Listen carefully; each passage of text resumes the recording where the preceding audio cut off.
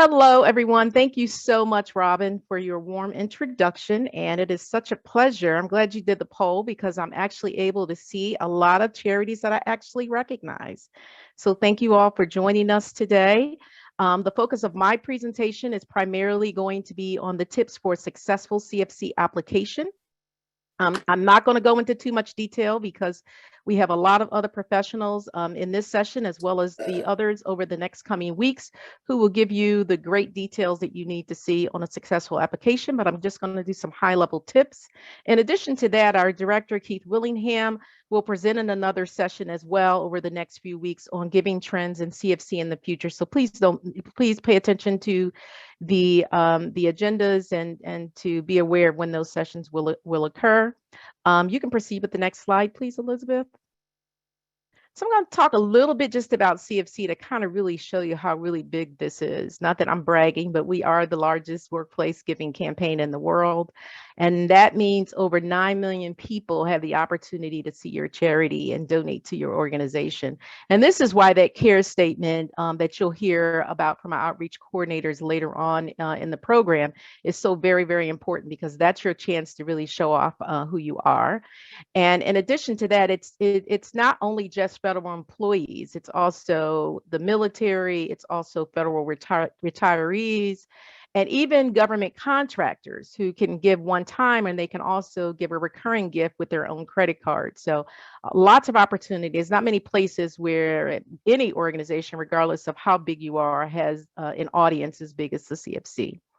So I welcome all of you to just listen and really pay attention to some of the areas that I'm going to highlight, in addition to what my colleagues will present in further presentations. You could proceed to the next slide.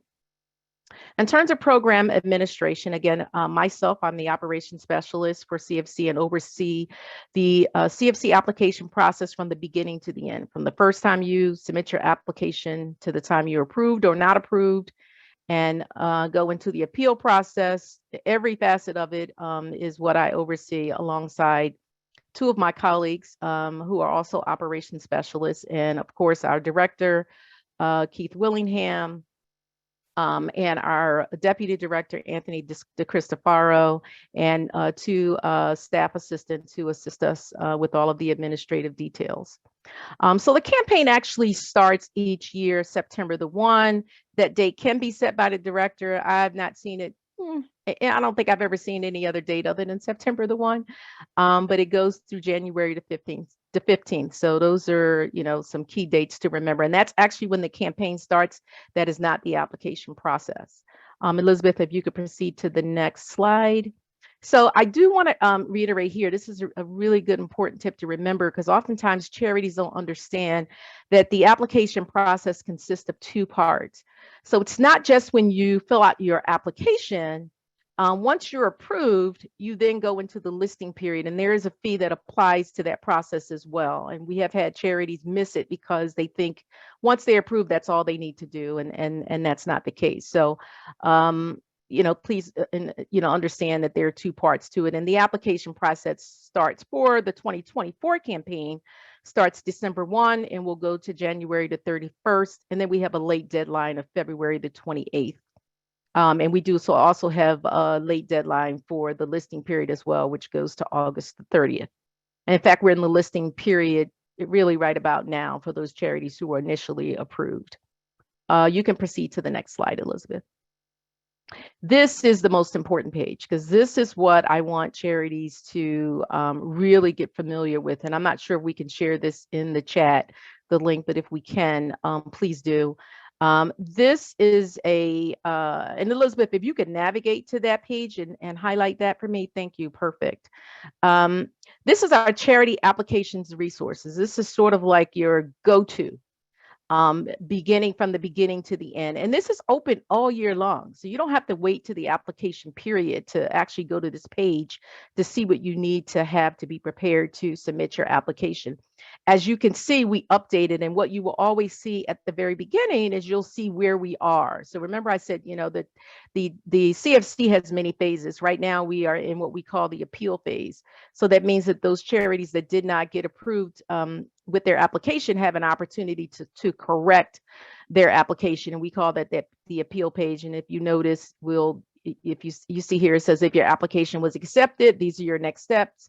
If your application had deficiencies, then these are some of your next steps. And we also have our training modules now are, for those of you who've been around for a while, you know, a lot of our training was just sort of live talking sort of thing. We sort of shifted that a little bit, and now we have an online training module for both the listing and the applications phase, as well as the appeals phase. And that training module will allow you to kind of go in and out. So you missed the training like you did in previous years and you go, wow, you know, it's done. I missed that training. Now you have the opportunity to have that training, you know, firsthand, where you could just go in, see what you need. And if you could scroll down a little bit, Elizabeth, thank you. This kind of talks about, you know, we have the participation video, the interest flyer. This 2023 charity application users guide is pretty much, gosh, you know, it's so comprehensive. It tells you how to log in, how to start your charity if you're new, if you've been here for a while, a lot of tips there. So be familiar with that. It gets updated every year. And if you could just go down just a little bit, Elizabeth. This is also, we have checklists just to make sure, you know, did I get this right? You know, complete checklist that just checks everything from A to Z. So a variety of resources. Just scroll down just a little bit more, and I promise this should be, no, it won't be the last one, I'm sorry. But again, this is an application briefing, just pretty much telling you the beginnings and endings of the application process. And if you go down again, we actually included, for those of you who were, that's perfect. For those of you who were in the campaign in previous years, again, we talked about those live training sessions. Well, we actually still have those videos here. For those of you who just sort of want that verbal affirmation, we have not updated them, so the years will not be accurate. However, the content of the material is. So just please keep in mind if that's what you prefer to go to. And in addition to that, during the application phase, as well as the listing and appeals, we also do live Q&As, which we announce you know, at the beginning of or prior to the campaign application period opening. We announce what those are. And this year we're actually thinking about doing a Q&A just for new charities, because we're finding that new charities, excuse me, need a little bit more support. So we are listening to you. So always feel free to complete the surveys, because this is how we begin to understand what we're doing right and what we're not doing right. So we want to hear from you. So just please keep that in mind. You can go back up, Elizabeth, and actually proceed to the next slide. And great. So as I mentioned earlier, I said we were in the appeals process, which I oversee as well. And I can tell you that 20% of the charities are denied for step 4 areas of service type of reasons. And again, all of the resources are there. In most cases, this 20% are generally charities sometimes who did not participate or really hone in on all of the resources available. And I failed to mention our outreach coordinator, MP May and company, who's also on this call and will present today, is you know, the top-notch resource for you during the application period, because they really go into a lot of detail with charities on, you know, what to do. And if they have just questions, because all nonprofits are different, right? We don't all fit in the same category. We've got the, you know, really big ones. We've got the, you know, really small ones. We've got the ones that have just started, you know, kind of right out of our basement, you know, all of those important community efforts that we do to make this world a better place. And we realize that, and we do understand that the nuances with those charities are different, and sometimes, you know, people just interpret it just based on what's happening with their particular organization. You could proceed, Elizabeth, to the next slide. The other area where we see a lot of difficulty and a lot of denials, at least 60%, are generally with step 7 and step 8, and that relates to our financial documents. So to be clear, the financial document, meaning your IRS Form 990, that is due every year, regardless of what group that you're in. We always have to see a 990, and if you're not required to submit a 990 to the IRS, you can do a 990 pro forma, which is the same form. It's just shortened a little bit for you. Step 7 only relates to those organizations that have a revenue of $100,000 and above, and they're either required to do reviewed financial statements or audited financial statements. So again, I'm not going to go into the details, but these are documents that you should be aware of. And one really important tip that I see, and I have a nonprofit background. I've worked in the nonprofit industry for over 20 years at very large organizations and some small. So I can tell you that whoever you assign to do your CFC application should be familiar with these documents. Sometimes it's not the person doing your grants. It might be, someone who's a coordinator or some administrative role where they've never heard of a 990 before. So before you assign the CFC application to any staff member, please be aware to make them aware of what these financial documents are. If you could proceed, Elizabeth. Great. Thank you. And this is the same thing. This is just the 990, again, highlighting some areas. Again, so just kind of pay close attention to that. You can proceed again. Great. So this is pretty much our last slide almost. So just the tips. Again, read OPM's training modules. Again, they're new. We're updating them every year. We're listening to you. So we are updating those modules based on a lot of the feedback we receive. Again, our Q&A sessions are live sessions. That's myself along with my colleagues. And we're there to just answer questions live for you. Also visit the charity resources page. Again, that's sort of going to be like your Bible, throughout this campaign. Familiarize yourself with all of the organization's financial statements. And this is a really key important one because I'm seeing a lot of this in the appeal process right now.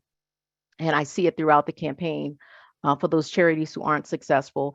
Please be aware if your organization participated in past CFC campaigns, be aware of why the charity was either denied or approved with warning. And approved with warning means our very so generous director will look at your application and might see something very minor and say, yes, that's a mistake, but we'll approve it with warning this year. And, please don't do that again next year.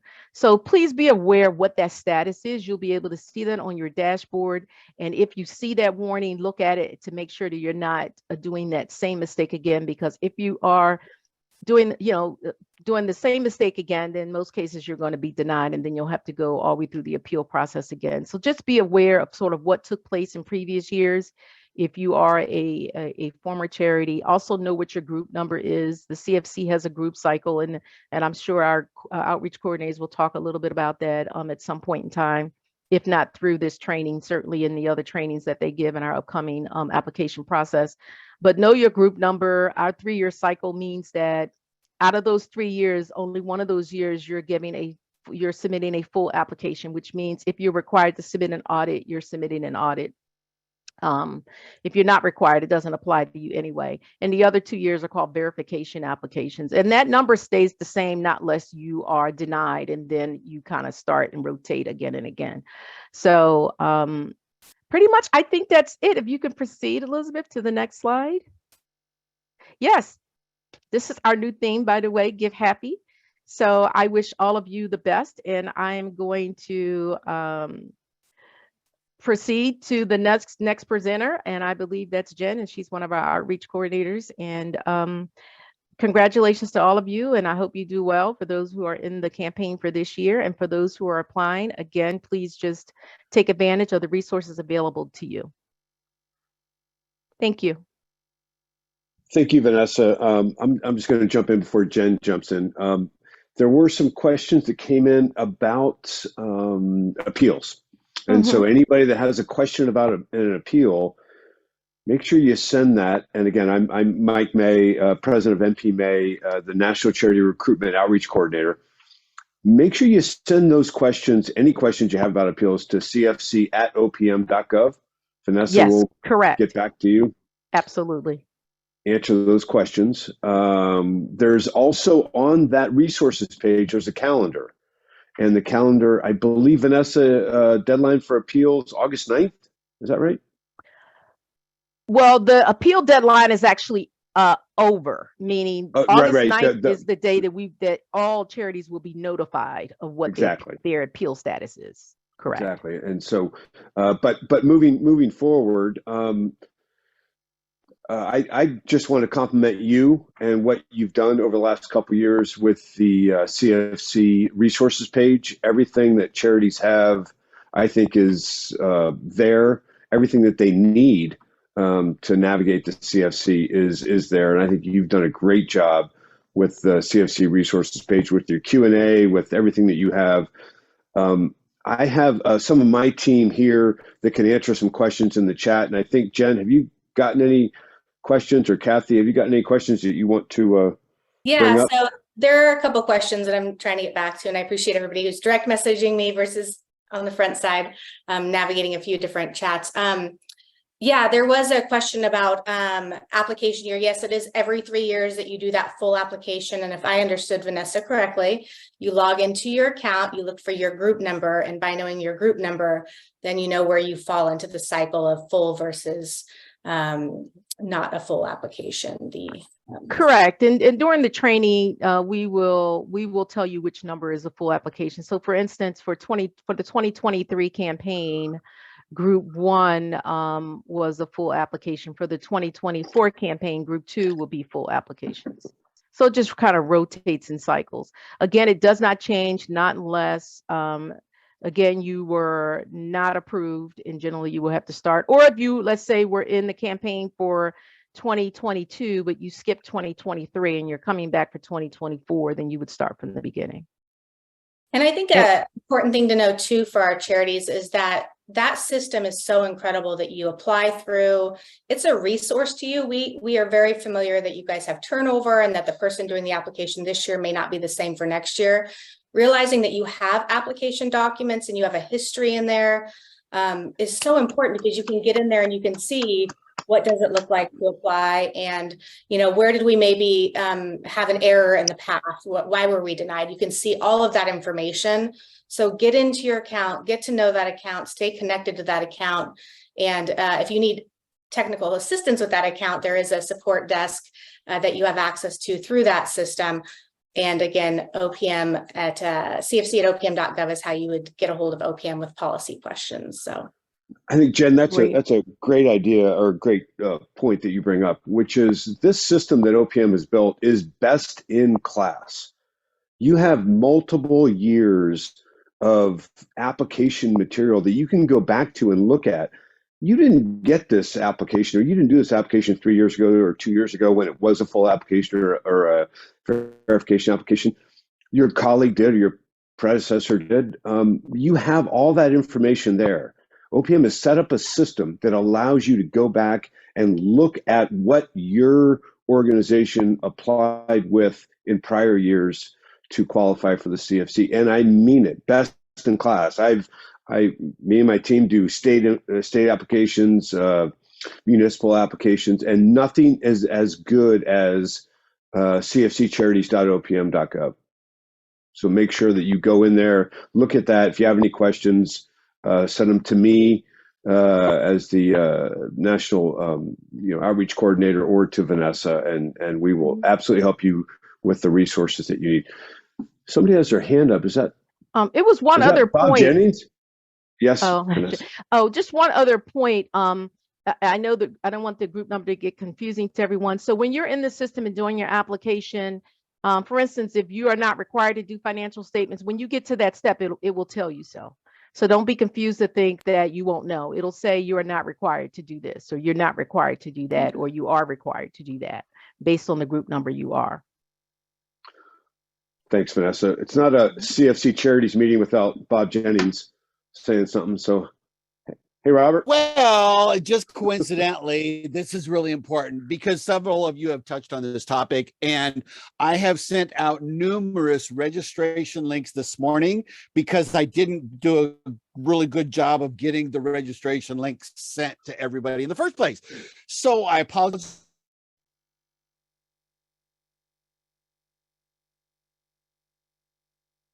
Robert, I'm sorry, you just muted yourself. If you could unmute. Okay. Spacebar. It is got it. Am I back? Yes. All right. So it is so paramount important for you to establish an unchanging email address that goes into our system, and you will always get the word. My apologies to everybody that got the late registration link or didn't get the agenda, or for whatever reason. I apologize for that. But please, if you can do it, establish an unchanging email address that all CFC information comes through. Cannot stress how important that is. Please. Thank you. I'm back on mute. There was a question in the chat also, Vanessa, about, if we miss a year and then apply a subsequent year, is our information there historically? And the answer is yes, it's there by charity account. So even if you miss a year, you can see prior year information going back to 2017. Prior to that, there would not be any information in the system. Correct. And you will also have the same CFC number that never changes. I received another question directly to me through direct messaging, and I'm not sure if it's a little bit premature to ask the question, but I'm going to pose it. The question was, how are people going to be able to engage this year? There's an emphasis of being back in person more, and charities are looking to participate where possible. What is the process, or do we have the information from our other contractor regarding getting engaged and receiving event invites specifically? People are wondering when and how often they can expect those to come through. So I'm not sure if anyone can speak to that yet. I know it's a little early. We're getting there in the season. So I'm just going to jump in and say there's a separate session on that on charity events. So take a look at the agenda and dial into that. It's not just it's not a one sentence answer. So I would just encourage everyone who wants to be engaged to join that session on CFC events. I am looking for that information right now. Thank you, Tony. Thank you, Tony.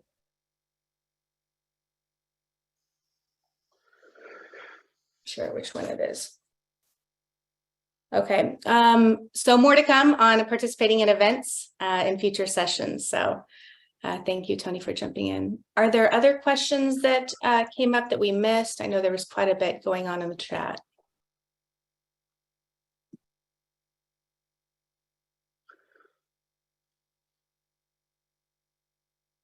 Excellent.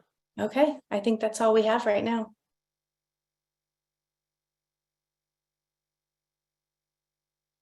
Thank you all so much for the great information and the great discussion and for answering those wonderful questions. So now we're going into our second session. And with this session, we're looking to delve a bit deeper into ways to get the most out of your participation in the CFC. So you've followed all the resources and taken the trainings and gotten into the CFC. You've gotten the good news in the form of your approval email. What's next? The first thing to do is look over the email that you received from the Office of the CFC for details on how to submit your listing information and listing fee.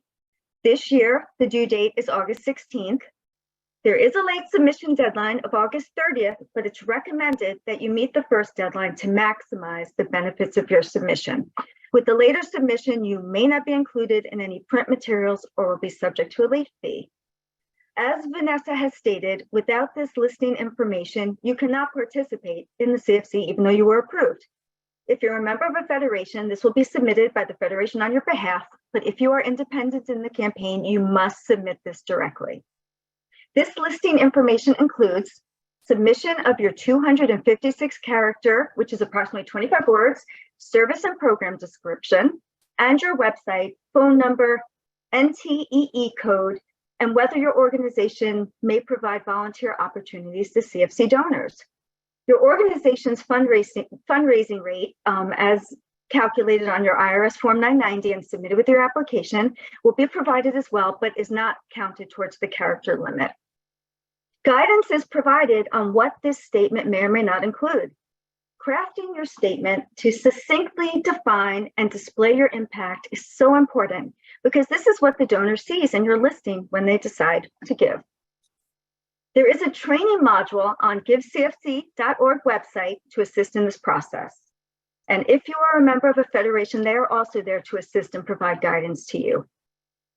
There are some other optional yet important actions during this listing phase that you are strongly urged to consider taking if you can. This includes submission of your organization's logo. It also includes submission of volunteer information and submission of your care statement. For the volunteerism side, each participating CFC organization has the option to accept volunteer hours as donations. You're encouraged to attend our panel discussion on volunteerism on July 12th at 2 p.m. Eastern. This session will address the volunteer program, speakers from OPM, a CFC nonprofit, and a government agency. And the discussion will focus on how all parties may utilize this program meaningfully. I'm going to go on to the care statement now, which is the CFC automated response element. This is a statement of acknowledgement with a 1,000-character maximum that is automatically sent to a donor that makes a pledge to your organization.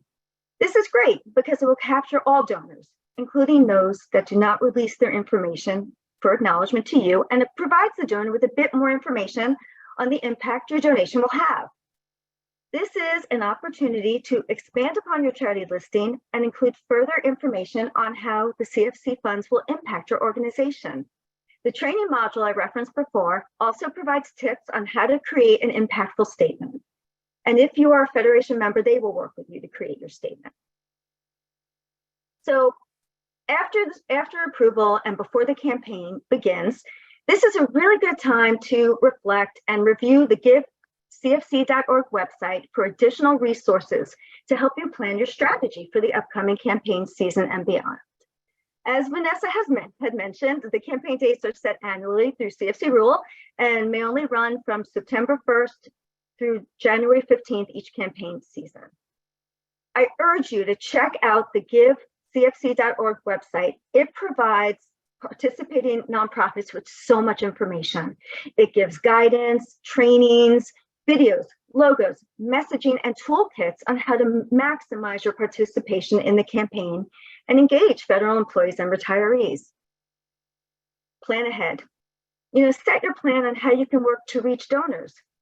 The suggestions and materials that we are referencing in this session are geared to help you achieve maximum success.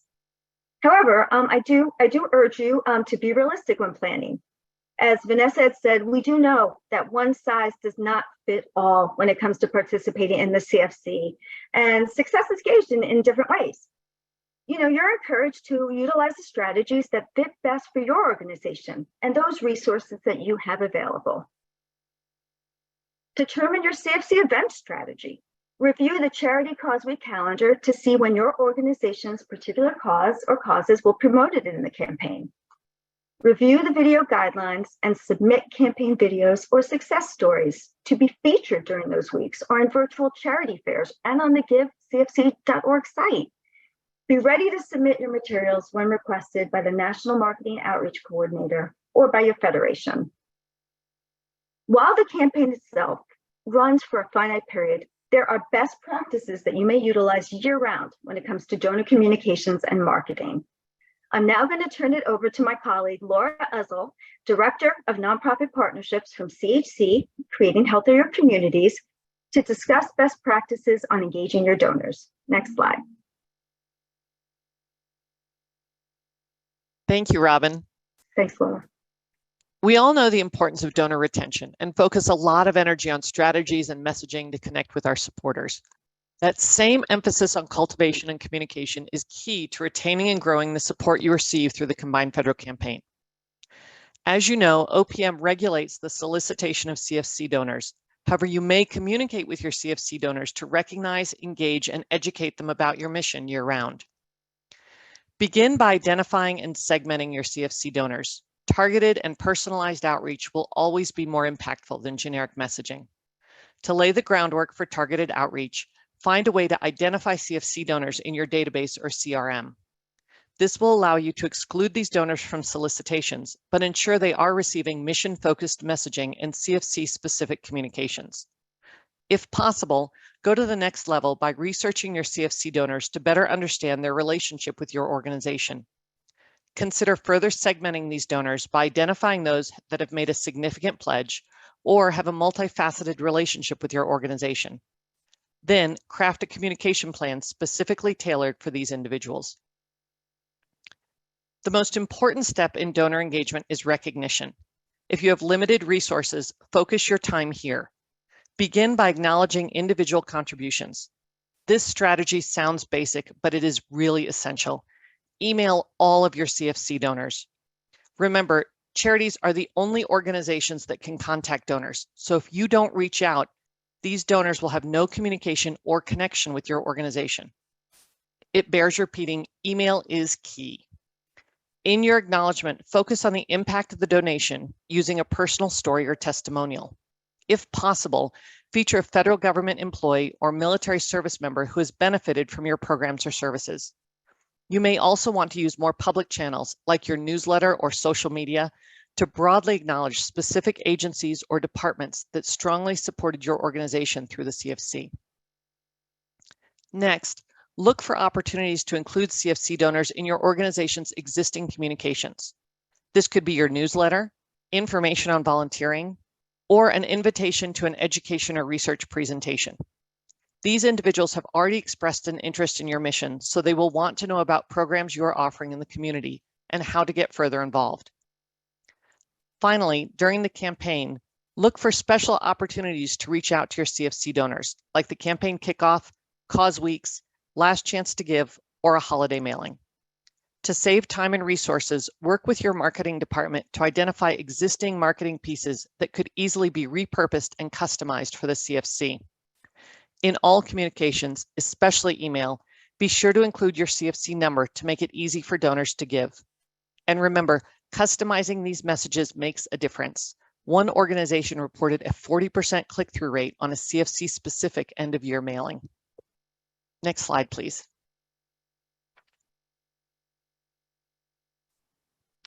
Now that you have recognized and cultivated existing CFC donors, you can turn your attention to using marketing and social media to reach new and anonymous donors.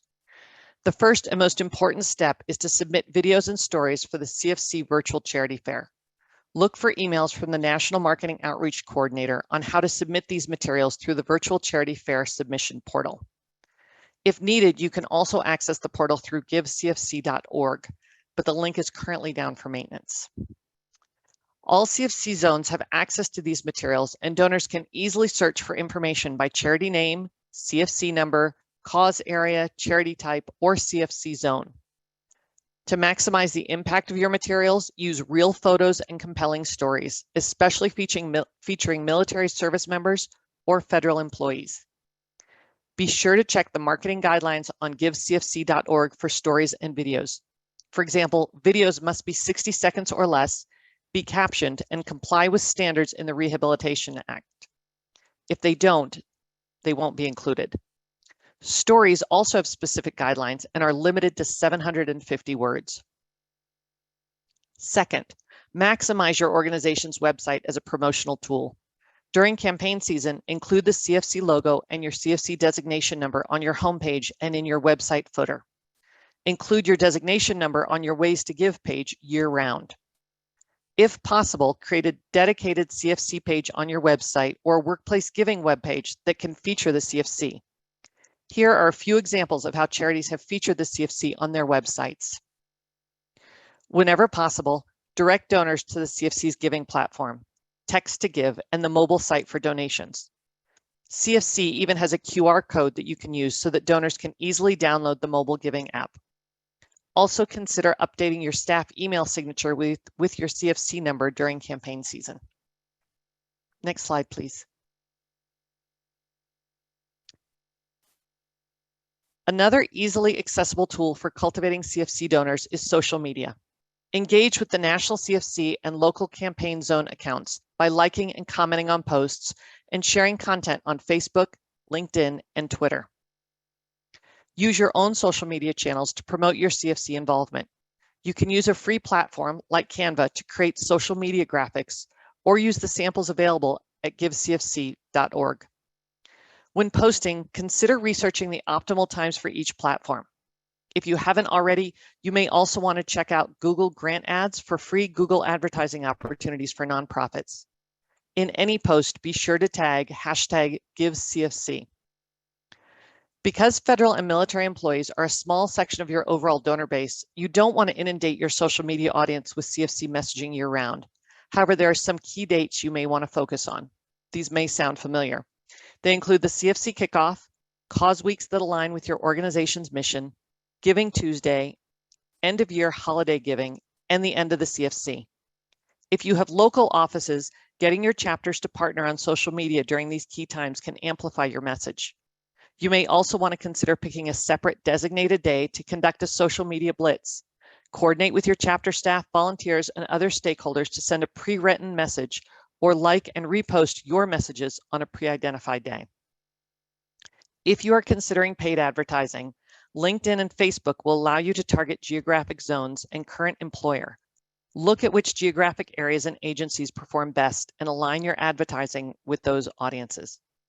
Here are a few examples of social media posts that charities have used during the CFC. Again, we recognize it may be difficult to implement all of these strategies, but creating a plan in advance and considering your options will allow you to align your strategies with your capacity to maximize impact. There are more examples and templates available at givecfc.org. Now I'm going to hand the microphone over to Beth to talk about tabling and speaking events. Beth? Hello, my name is Beth Gunter, and I'm the Program Director of Campaigns at EarthShare. And I really just want to say thank you to all of you for being here today. And I've already seen some questions about events, and so that's what I'm going to be discussing. And so if we can go to the next slide, please, that would be great. So throughout the course of the campaign, charities have the opportunity to attend tabling and speaking events. Attending events, distributing materials, and making presentations are the best ways to inform donors that your organization is an option in the CFC. When you attend an event, you have the opportunity to provide the audience with specific information about the important work your organization is doing. It increases visibility and name recognition. As a result, donations to your organization may increase. Since the pandemic, majority of the CFC events have been virtual. However, starting last year, we were grateful to see a shift to a hybrid model of virtual and in-person events. We can expect the CFC will continue this moving forward. Your organization will receive event notices from the CFC zone OCs that you participate in, unless you are a member of a federation and they handle your CFC event attendance. The CFC organizations that are chosen to attend an event are based on a random selection by the CFC event system. The event notices will provide information on if it is virtual or in person, as well as if it's speaking or tabling, the location, date, and time. If you can attend, there is a form in the email that must be filled out, and your organization will receive a confirmation email if space is still available. As discussed in the chat, more information about what the full event process will look like this year will be forthcoming soon from the OCs or from your federation if you are a member. So now onto some best practices for attending a CFC event. First, we will start with a speaking opportunity. Most of the speaking events are virtual and about an hour-long program. However, with a move to a hybrid campaign, we will see more in-person speaking opportunities. No matter if the event is in person or virtual, here are some reminders about speaking at a CFC event. Going into the CFC season, be prepared with a 3 to 5 minute speech ready to go. Most speaking engagements also allow a PowerPoint. For your speech, please remember to touch on the following. Always thank the audience for their participation, generosity, and support of the combined federal campaign. Your speech should tell what your organization does, explain a program or accomplishment the audience can relate to, perhaps something local to your CFC region, and how CFC dollars have helped to accomplish this. We often recommend including a dollar buy statement that shows how even $1 out of each paycheck can have an impact on their community. Also touch on the benefits of CFC and workplace giving. The CFC is a powerful form of fundraising for charities and is an easy, convenient way for a donor to give by having charity donations automatically taken out of each paycheck. The CFC is a year-round, reliable revenue source for charities. As a CFC charity, we are provided with our projected totals after the CFC ends, and we receive monthly distributions. We are able to use that for budgeting, and we know the money is coming in. The great thing about CFC dollars is they are unrestricted, which in the charity world, as we all know, is always beneficial. Relay to donors in your speech how important unrestricted funds are to your organization, especially if you are a charity that helps with emergency responses. Payroll gifts on average are 3 to 5 times greater than one-time gifts. For many people, it is much easier to give $5 out of each paycheck versus giving a one-time donation of $120. This relates back to using dollar buy statements in your speech. Show how even the smallest payroll donation can truly make an impact. The CFC allows donors to give to causes and charities they care about. Your organization is one of over 5,000 charities in the CFC. To help push the importance of the CFC, encourage your audience to find a charity that has impacted them personally in some way. We also encourage you to relay that if financial hardship is an issue, they can volunteer their time through the CFC with many organizations that rely on volunteer support to fulfill their mission. As stated previously, your organization is one of over 5,000 charities in the CFC, and it is important to recognize that we all greatly benefit from the CFC and appreciate the federal community's support. Thank the audience on behalf of all the charities in the CFC for supporting the combined federal campaign, and without their support, we couldn't fulfill our missions. Now on to tabling. This is often referred to as a charity fair, where nonprofits are given the opportunity to provide literature and giveaways and to speak to employees one-on-one. Tabling has many benefits, and having that one-on-one interaction helps your organization make a direct connection. You should bring information about your organization, like brochures, flyers, newsletters, or info on upcoming volunteer opportunities or events. Also, everyone loves free stuff. This can include pens, stickers, magnets, really any kind of swag will do. Make sure everything has your CFC number on it.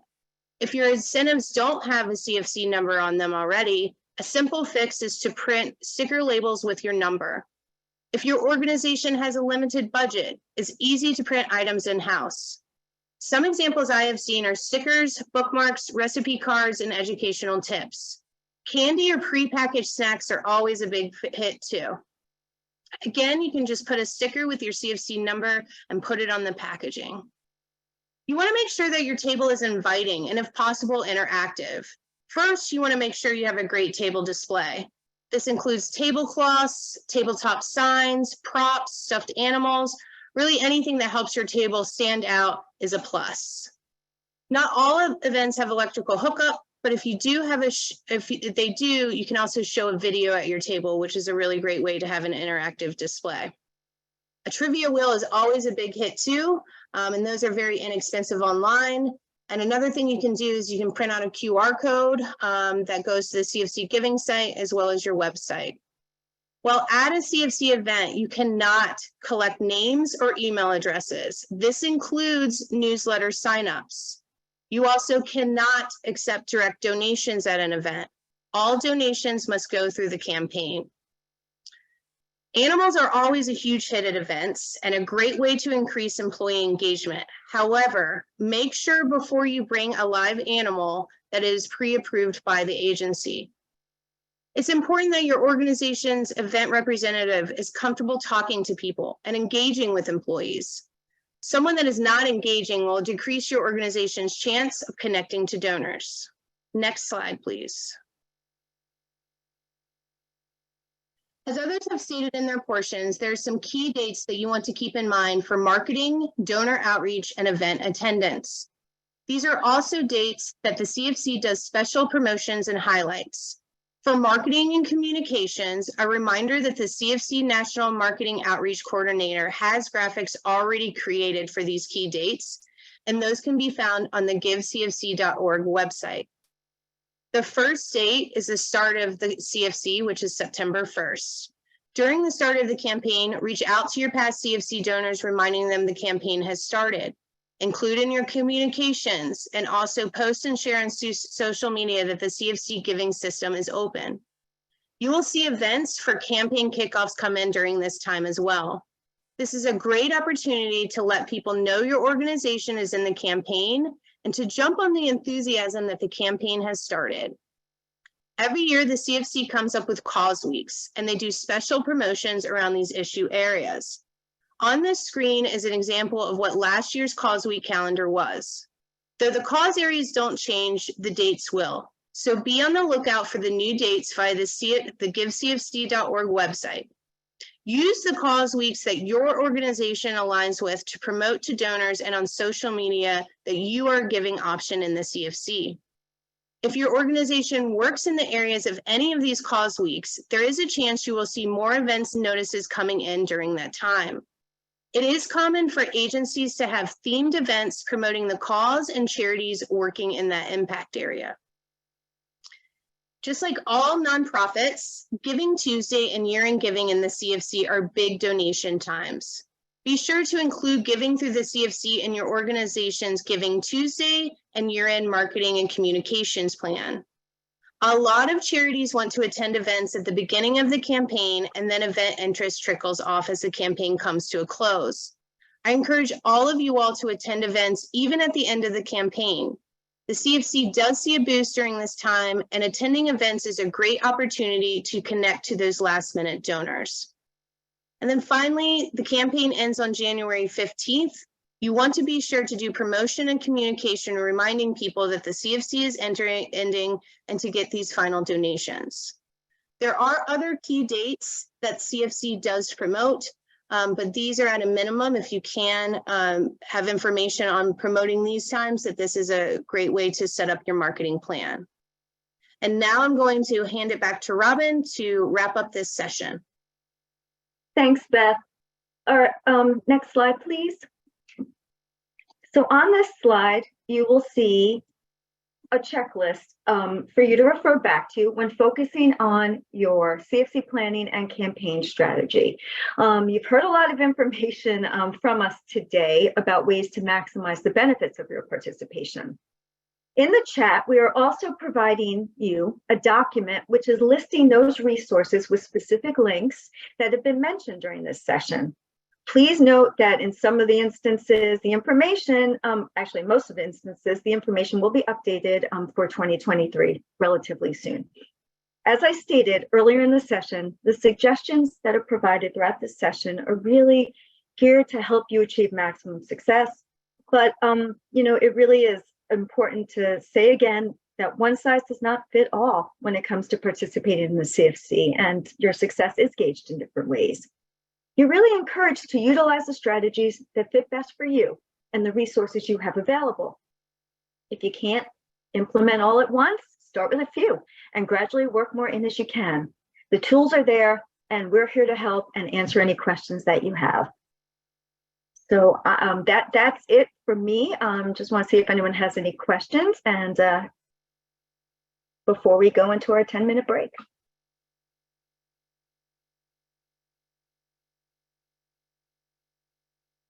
Robyn, there were a few questions in the chat. I feel like they were mostly being managed by any number of us supporting each other with the questions as they came up. I did have one that came to me directly asking about somebody had to log off, log back on, having audio issues, and they're asking for access to the chat, a copy of the chat record for questions to follow up on. So I don't know if that's something that's being retained or can be provided. I'm not sure. I don't want to speak to it, but it was a direct message that came straight to me. Thanks, Jen. I do believe we are keeping the chat record. I do want to confirm that with Elizabeth. Yes, we are keeping the chat record, and I will share those with the presenters, and then you can share those out as you wish. And will the slides be available as well? Will a video be provided? Everybody's hitting the chat right now with these. We are recording each of these sessions, and they are closed captioned. I will be sharing these videos with Curtis, who will then, I believe there's a site where people will access all resources and should include these videos. That is correct. I believe it's going to be OMB Max, I believe, and I know the CFC Foundation will also be putting all of the training session materials on their website as well.